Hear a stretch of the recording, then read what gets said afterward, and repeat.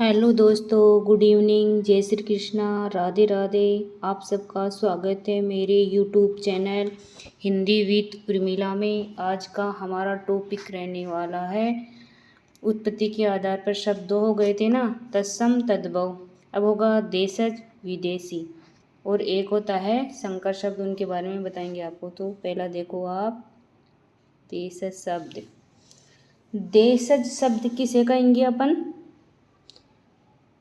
मतलब जो क्षेत्रीय बोलियों से ग्रहण किए जाते हैं। हिंदी भाषा में जितनी भी क्षेत्रीय बोलियां हैं ना, उनसे ग्रहण किए गए शब्द क्या कहलाएंगे? देशज शब्द। और इनमें निरर्थक शब्द भी शामिल हैं और अनुकरणात्मक शब्द भी शामिल है। समझ गए? और पारिवारिक, परिवार में जो अपन शब्दावली बोलते हैं ना, वो भी यहाँ शामिल है। ओके, तो चलो देखते हैं।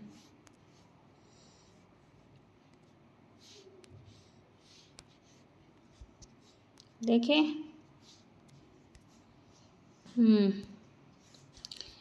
परिभाषा। जिन शब्दों को हिंदी भाषा ने अपनी क्षेत्रीय बोलियों से ग्रहण किया है, क्षेत्रीय बोलियों से ध्यान रखना, ठीक है। क्षेत्र विशेष में, अंचल विशेष में बोली जाने वाली बोलियां, और उनमें जो शब्द है ना, वो हिंदी भाषा ने ग्रहण किए हैं, वो क्या है? देशज। उन्हें देशज शब्द कहते हैं। इन शब्दों के लिखित स्रोत नहीं मिलते, ये ध्यान रखना है कि इनके लिखित स्रोत नहीं मिलते हैं। निरर्थक शब्द तथा अनुकरणात्मक शब्द देशज शब्द होते हैं और पारिवारिक शब्दावली इसी में है। समझ गए? क्षेत्र विशेष में बोली जाने वाली बोलियां, जैसे कि राजस्थान में मेवाड़, मेवाती, ढूंढाड़ी, ऐसे है ना, मारवाड़ी। इनमें जितने भी शब्द बोले जाते हैं ना, वैसे कन्नड़, समझ गए, बुंदेली, ब्रजभाषा, भोजपुरी, राजस्थानी, पंजाबी, बंगाली, मराठी, गुजराती, उड़िया, कश्मीरी, मतलब अलग अलग क्षेत्र में भालक के जितने भी है ना, जैसे तमिल, तेलुगु, कन्नड़, मलयालम, गोडी। इन क्षेत्रों में जो बोलियां बोली जाती हैं ना, उनके शब्द, और जिसमें अब जिन शब्दों को अपन परिवार में काम में लेते हैं, पारिवारिक शब्दावली इसमें शामिल है। समझ गए? अरे, इन जिनका कोई अर्थ नहीं निकलता है, निरर्थक, वही बताया था ना मैंने। और अनुकरणात्मक, जैसे देखना, अनुकरणात्मक को ध्वन्यात्मक शब्द भी कहते हैं। अब देखना है इसको। ठक ठक, ठक ठक से क्या मिलेगा? ठक ठक ठक, ठोकना। खटखटे, खटखटाना। चींची, चहकना। म्याऊं से कोई क्रिया नहीं हो रही, कलकल से भी कोई क्रिया नहीं हो रही, बोबो से भौंकना। ठीक है, इसलिए ये कौन से इधर शब्द बने, जो कौन से हो गए? देशज। ठीक है, अब देखना इनके थोड़े से उदाहरण हैं, इनको देखना आराम से। कोठर, महिला, माला, मुक्ता, बांगड़ा, गरबा, खिड़की, पगड़ी, पाग, रिंगड़ा, गूदड़ी, गारा, डूंगर, रेवड़, पेट, पापड़, चूहा, तेंदुआ इत्यादि। अब सीधी सी बात यह है दोस्तों कि देशज शब्दों के लिखित स्रोत नहीं मिलते हैं, और यह हिंदी भाषा ने अपनी क्षेत्रीय बोलियों से ग्रहण किए हैं। आम बोलचाल में बोले तो अपन परिवार में जो शब्द बोलते हैं, पारिवारिक शब्दावली इसी में शामिल है। और निरर्थक शब्द और अनुकरणात्मक शब्द भी देशज शब्दों में ही सम्मिलित हैं, ये ध्यान रखना है। ओके, फिर चले आगे। ठीक है, फिर चलो विदेशी शब्द, ये इम्पोर्टेंट है। ठीक है, यहाँ से क्वेश्चन आता ही आता है। परिभाषा। जिन शब्दों को हिंदी भाषा ने देश की अन्य भाषाओं से ग्रहण किया है, उन्हें क्या कहेंगे? विदेशी शब्द। मतलब कि हिंदी भाषा के स्वयं के शब्द नहीं है, हिंदी भाषा ने देश की अन्य भाषाएं है ना, उनसे ग्रहण किया है, हिंदी भाषा में आए हैं वो। ठीक है, वो क्या है? विदेशी शब्द। जैसे रूस से, रूसी भाषा है ना, उससे कौन कौन से शब्द ग्रहण किए, इम्पोर्टेंट है, वो लेके आए हूँ। Jar, Luna, Sputnik. जार किसको बोलते हैं? राजा महाराजा होते हैं उनको जार बोलते हैं रूस में, ठीक है। चीनी भाषा से कौन, चाय व लीची।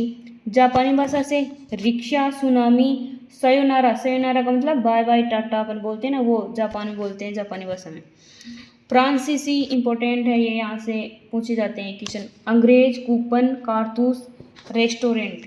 फिर है पुर्तगाली, इसमें है अलमारी, अनानास, स्त्री, पीपा, पादरी, आलपिन, पिस्तौल, मेज, नीलामी, तौलिया, काजू, कमरा। फिर है स्त्री, कई बार पूछा गया है ये वाला शब्द, याद रखना आपको। फिर है अंग्रेजी से ऑफिस, मोटर, बस, ठीक है, टिकट वगैरह, बहुत सारे अंग्रेजी के शब्द हैं, वो हिंदी भाषा में ऐसे कैसे आए हैं वो, ठीक है।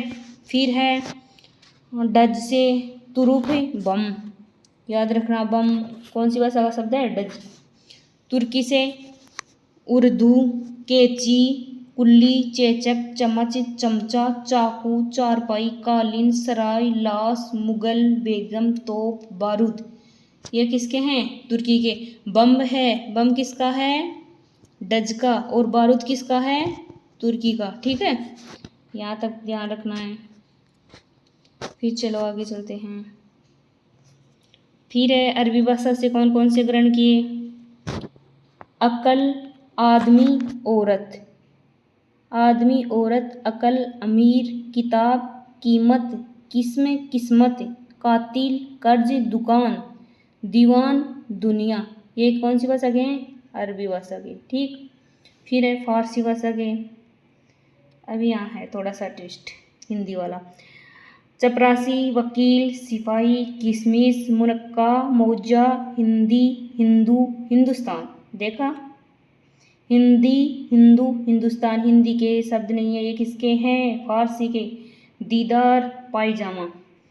फिर देखो फारसी भाषा के शब्द कैसे याद करें, उसके लिए थोड़ा सा मैं आपके लिए लेके आई हूँ याद करने के हिसाब से ये वाला, ठीक है। फारसी शब्दों में निम्नलिखित प्रत्ययों का प्रयोग किया जाता है। दार प्रत्यय का किया जाता है, दान प्रत्यय का किया जाता है, वान प्रत्यय का किया जाता है, बाज प्रत्यय का किया जाता है, गर प्रत्यय का किया जाता है और बान प्रत्यय का किया जाता है। ये पारसी भाषा के क्या है, प्रत्यय, मतलब पारसी भाषा के शब्दों में इन प्रत्ययों का प्रयोग किया जाता है। जैसे दार में हवादार, जालीदार, चूड़ीदार। दान में इत्रदान, गुलदान, फूलदान, रोशनदान, ठीक है। फिर इसमें एक बात ध्यान रखना, इसमें ये दान वाला है ना, उसमें कन्यादान नहीं आएगा, कन्यादान शब्द इसमें नहीं आएगा फारसी वाले में, इसको ध्यान रखना अच्छे से। वान में कोचवान, बाज में दगाबाज, धोखेबाज, चालबाज, गर में जादूगर, बाजीगर, सिकलीगर, बान में दरबान और भागवान, ठीक है, यहाँ तक। अब विदेशी शब्द क्या है, विदेशी शब्द वो शब्द हैं जो हिंदी भाषा ने देश की अन्य भाषाओं से ग्रहण किए हैं, समझ गए, वो हैं विदेशी शब्द। हिंदी भाषा के स्वयं के शब्द नहीं हैं, देश की अन्य भाषाओं से आए हैं, हिंदी भाषा में प्रयोग हो रहे हैं, वो क्या हैं, विदेशी शब्द, ध्यान रखना। फिर चलो यहाँ तक हो गया।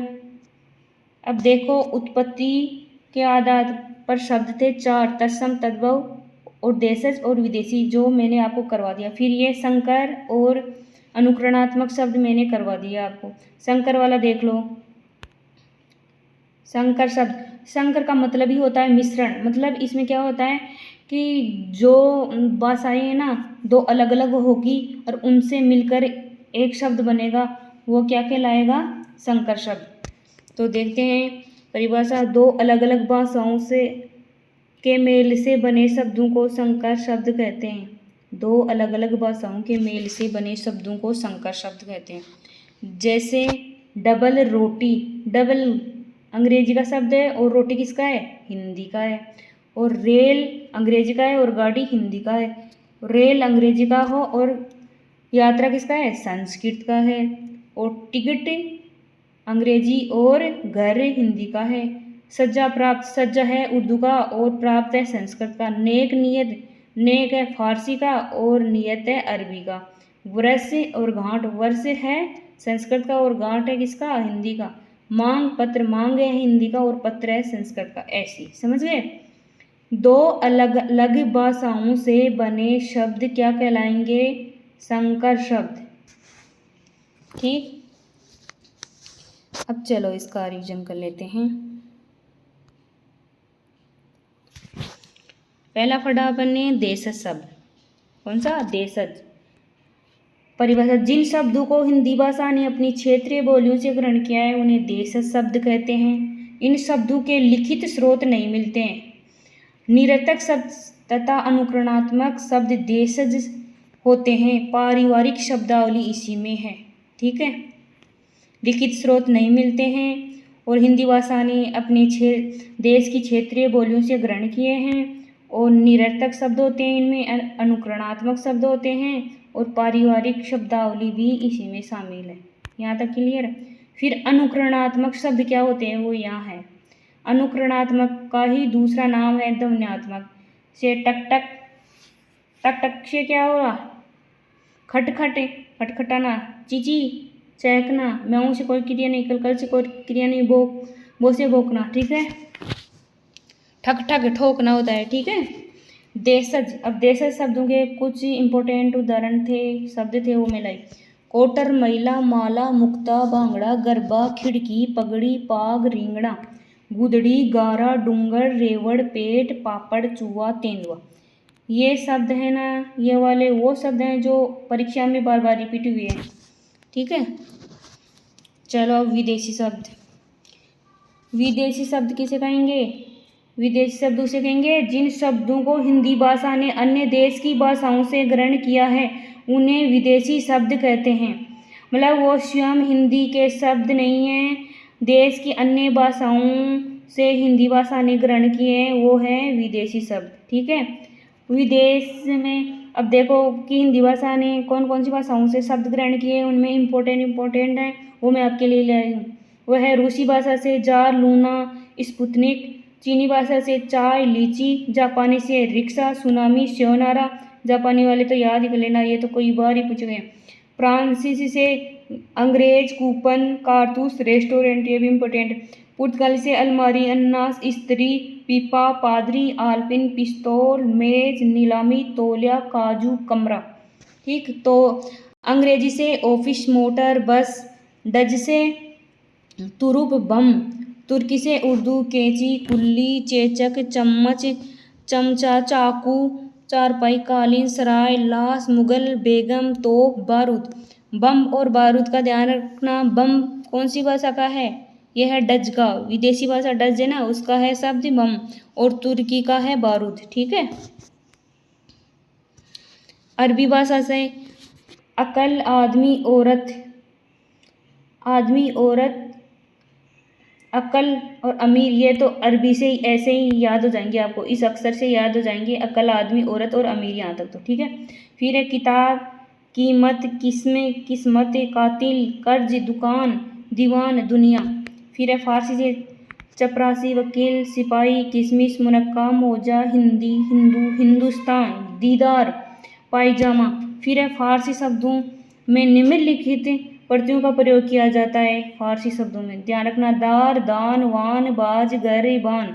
अब इन प्रत्ययों को लगाकर शब्द बनेंगे फारसी। जैसे हवादार, जालीदार, चूड़ीदार। दार से बना, दान से इत्रदान, गूलदान, फूलदान, रोशनदान बना। वान से कोचवान और बाज से दगाबाज, धोखेबाज, चालबाज बना।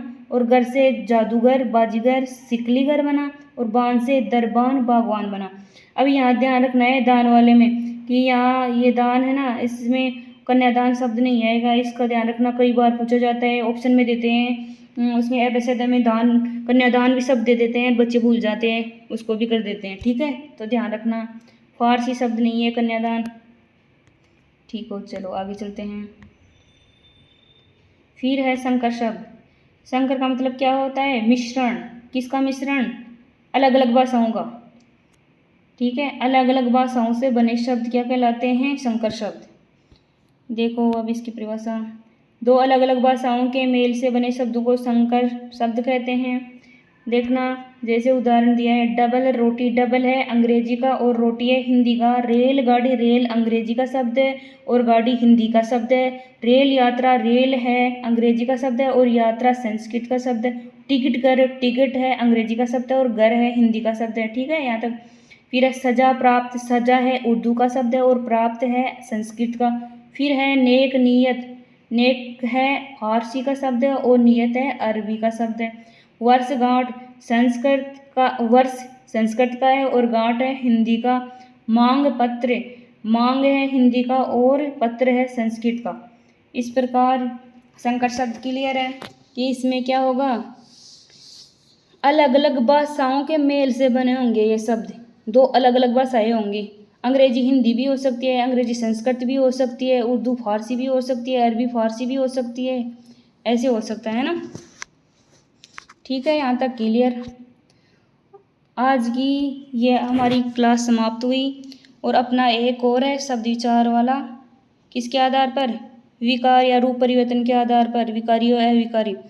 इनको अपन बाद में पढ़ेंगे, पहले पढ़ेंगे संधि, वो बड़ा टॉपिक है। ठीक है, आप ही इनको पढ़ते पढ़ते बोर हो गए हो, मेरे को ऐसा लग रहा है, तो अपन बीच में स्टार्ट करेंगे संधि, फिर वापस वो ले लेंगे। ठीक है, थोड़ा सा इंटरेस्टिंग टॉपिक है संधि, सबकी पसंद है, तो पहले अपन उसको स्टार्ट कर लेंगे और फिर बाद में वो वाला विकारी अविकारी वाला या कर लेंगे, बीच में ले लेंगे उसको। ठीक है, तो मतलब आपको भी बोरियत महसूस नहीं होगी, याद करने में भी आसान रहेगा।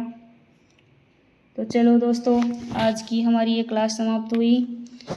आगे की क्लास हमारी संधि की रहेगी। अगर आपको मेरी ये क्लास पसंद आई तो कृपया लाइक, शेयर, सब्सक्राइब और कमेंट ज़रूर कीजिए। ठीक है, राधे राधे, जय श्री कृष्णा, बाय बाय।